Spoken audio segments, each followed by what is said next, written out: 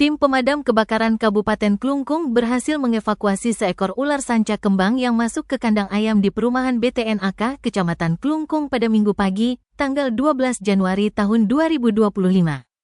Kepala Satpol PP dan Damkar Klungkung Dewa Putu Suwarbawa menjelaskan kejadian ini pertama kali dilaporkan oleh Nikadek Supartini melalui panggilan ke Mako Damkar pada pukul 5.45 WITA.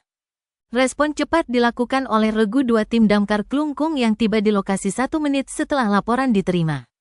Proses evakuasi selesai dengan aman dan lancar. Dalam operasi ini, Damkar Klungkung mengerahkan 2 sepeda motor beserta peralatan pendukung. Tidak ada korban jiwa maupun kerugian materi dalam insiden ini.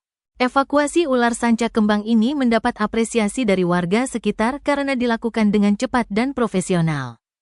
Dihimbau kepada masyarakat untuk segera melaporkan keberadaan hewan liar yang membahayakan agar penanganan dapat dilakukan dengan aman.